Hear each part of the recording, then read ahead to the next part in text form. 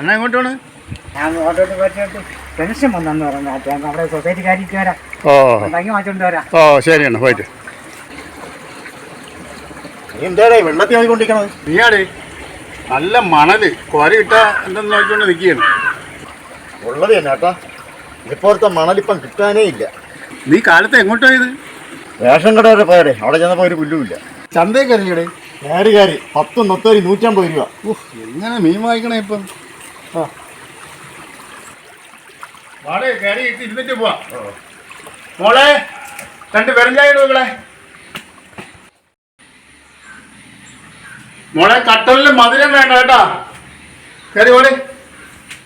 ആ നീ പുസ്തകം വായിച്ചോണ്ടിരിക്കുകയായിരുന്നല്ലേ? ഓ പണ്ട് നമ്മളെ മങ്കാട്ടുകുളത്ത് രവി സാറിന്റെ ഒരു പുസ്തകം, നല്ല പുസ്തകം കേട്ടാ, തീരാറായി വായിച്ചു. ഇന്നാള് നിന്റെ മോക്ക് വന്നൊരു തമ്മന്താലയില എന്തരായി വാക്കുറപ്പിച്ചാ? അത് നടക്കൂലേ, ചെറുക്കാൻ ശരിയല്ല. ചെറുക്കം ശരിയല്ലേ? നിനക്ക് എന്തടാ? വൃത്തിക്കാരെ രാവണന്റെ കൊച്ചോനല്ലേ പയ്യൻ? വൃത്തി കൂടിപ്പോയത് തന്നെ അവന്റെ കുഴപ്പം.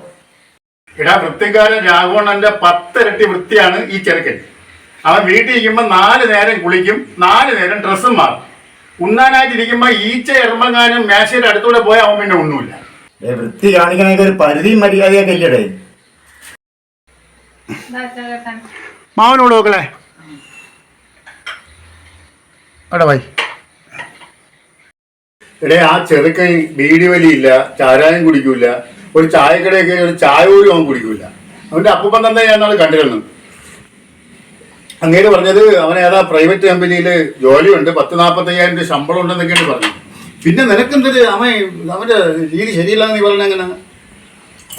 ഈ കാര്യങ്ങളൊക്കെ ശരി തന്നെ, പക്ഷേ അവൻ വെളിയിറങ്ങി മൂത്രം ഒഴിക്കണതിന് 1000 രൂപ വേണം. എന്തിരുന്ന് എടുക്കണേനെ ദിവസം 1000 രൂപ വേണം. ചിലപ്പോ അതിൽ കൂടുതലും ആവും. ഈ ചെറുക്കൻ്റെ വീട്ടിന്റെ അടുക്ക എൻ്റെ ഒരു അപ്പച്ചിയുടെ മോള് താമസമുണ്ട്, നിനക്കറിയാല്ലേ? സുമതി. ആ സുമതി, നിന്റെ ആ സുമതി തന്നെ എന്റെ പെണ്ണിന്റെ കാര്യങ്ങളെല്ലാം പറഞ്ഞു. ആദ്യം ഒന്നും ഞാൻ വിശ്വസിച്ചില്ല, പിന്നെ അവിടെ ചെന്ന് തിരക്കപ്പെടുന്ന കാര്യങ്ങളെല്ലാം മനസ്സിലായി. 3 മാസമായിരുന്നു അവന് ഈ സൂക്കേട് തുടങ്ങിയിട്ട്. ബസ് സ്റ്റാൻഡിൽ പോലും മൂത്രം ഒഴിക്കണമെന്ന് 2 രൂപയുള്ളൂ. നമ്മൾ 10 പ്രാവശ്യം കയറിയാലും 20 രൂപയാവും. നീ പറയുന്ന 1000 രൂപ കണക്ക് എങ്ങനെയാണ്? എവന്റെ അച്ഛനും അപ്പൂപ്പനും അരവട്ടാണെങ്കിൽ എവന് മുഴുവട്ടാണ്.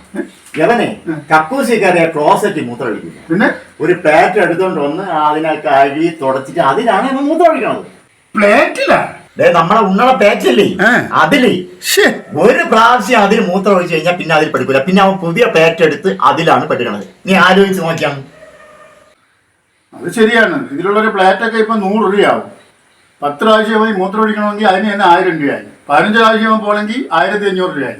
45,000 രൂപ ശമ്പളം വാങ്ങിക്കണേ അവൻ ഈ പെടുക്കാൻ മാത്രം 1500 രൂപ ദിവസം ചെലവാക്കിയ പിന്നെ എന്തിരിക്കണ്? അതല്ലേ പറഞ്ഞത്. അപ്പൊ ഈ വെളിയിൽ പോകുമ്പോ എന്തിരിക്കൂടെ? അവൻ 6 വില കൊടുത്ത് പ്ലേറ്റ് മേടിക്കും. പ്ലേറ്റ് മേടിച്ചിട്ട് ചെയ്യാൻ എന്താണെന്നറിയാം, നമ്മൾ ഈ കൊറോണ സമയത്തൊക്കെ കയ്യിൽ പെട്ട സാധനം സാനിറ്റൈസർ, അത് ഉപയോഗിച്ച് വൃത്തിയാക്കിയിട്ട് അതിൽ പെടുത്തിട്ട് പ്ലേറ്റ് കളയും.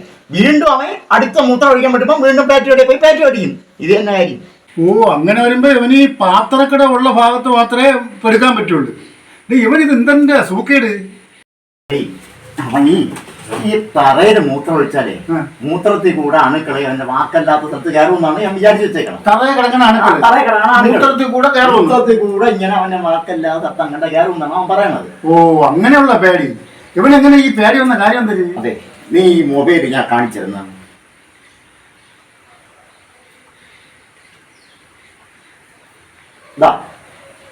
ഇതാണ് സംഭവം.